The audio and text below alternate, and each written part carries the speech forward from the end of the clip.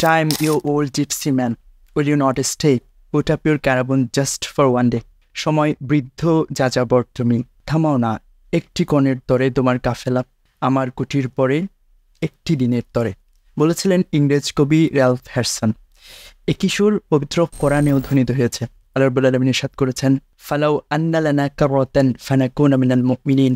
অর্থাৎ কাফেররা বলবে, আমাদেরকে যদি দুনিয়াতে ফিরে যাওয়ার একটি সুযোগ দেওয়া হতো তাহলে আমরা মুমিনদের অন্তর্ভুক্ত হয়ে যেতাম। রাব্বুল আলামিন অন্য জায়গায় ইরশাদ করেছেন, ফাইযা জাআ আজালুহুম লা ইস্তাখিরুনা সাআতান ওয়া লা ইস্তাকদিমুন। যখন তাদের কাছে মৃত্যু আসবে তখন তারা একটি সময় আগে যাওয়ার জন্য পাবে না, আবার একটি সময় পরে যাওয়ার জন্য পাবে না। ঠিক সঠিক মুহূর্তে আসবে, একটি সময়ও তাদেরকে দেওয়া হবে না।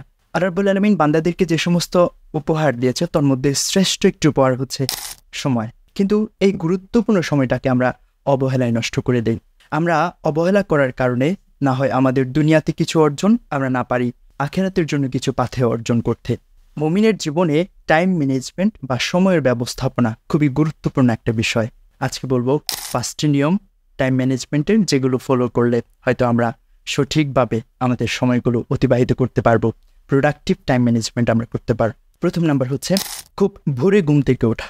দেখুন, খুব ভোরে ঘুম থেকে উঠলে আপনি দিনের 12 ঘন্টা কিংবা তার চেয়ে কম বেশি সময় যেটা আছে সূর্য উদয়ের পর থেকে সূর্যাস্ত পর্যন্ত, এই সময়টা আপনি পুরোটাই পাচ্ছেন আপনার জীবনকে উন্নতি করতে বা যে কাজে আপনি জড়িত থাকুন না কেন, এই সময়টা পুরোটাকে আপনি কাজে লাগাতে পারবেন। সো প্রথম কাজ হচ্ছে ভোরে ঘুম থেকে ওঠা। 2 নম্বরে হচ্ছে সময় মতো নামাজ আদায় করে নেওয়া।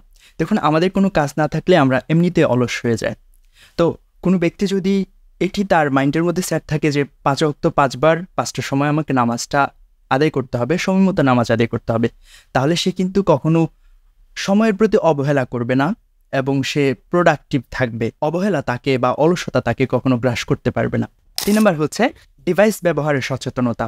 দেখুন, কোনো কারণ ছাড়া যখন আমরা সোশ্যাল মিডিয়া স্ক্রলিং করি তখন দেখা যায় প্রথমত চোখের জেনা তো হচ্ছে অসংখ্য এবং অনেক সময় অপচয় হয়। তাই কোনো উদ্দেশ্য ছাড়া, কোনো কাজ ছাড়া অনর্থক সোশ্যাল মিডিয়া স্ক্রল করলে বা মোবাইলের স্ক্রিন টাইম যদি আপনার বেশি থাকে তাহলে হচ্ছে আপনার টাইমগুলো খুব অপচয় হবে এবং সময় অপচয় হবে। তাই মোবাইলের স্ক্রিন টাইম যাতে কম থাকে সে ব্যাপারে সচেতন থাকবে। 4র্থ নিয়ম, সময় মতো কাজ করুন, ইচ্ছা না থাকলেও কাজ করুন। দেখুন, আমাদের মাইন্ড, আমাদের মন আমাদের কর্তব্যের সাথে একইভাবে তাল মিলিয়ে চলে না। অনেক সময় অনেক গুরুত্বপূর্ণ কাজ থাকার পরেও শুধু মন চাচ্ছে না বা ইচ্ছে করছে না বলে সে কাজটা আমরা না করে ফেলে রাখি।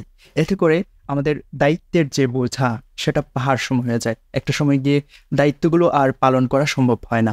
তাই সময়ের কাজ সময় করতে হবে। আমাদের মাইন্ডে এটাই রাখতে হবে যে আমাকে কাজটা আজকে না হলে কালকে করতেই তো হবে। তাই মনের ইচ্ছাকে গুরুত্ব না দিয়ে দায়িত্ব কর্তব্য পালনের প্রতি সচেতন হওয়া প্রয়োজন। নাম্বার 5 এবং লাস্ট ওয়ান হচ্ছে অযথা কথা এবং কাজ থেকে বিরত রাখা। পবিত্র কোরআনে আল্লাহ রাব্বুল আলামিন মুমিনদের পরিচয় দিয়ে মুমিনদের বৈশিষ্ট্য বর্ণনা করে বলেন, ওয়াল্লাযীনা হুম আনিল লাগবি মুরিদুন।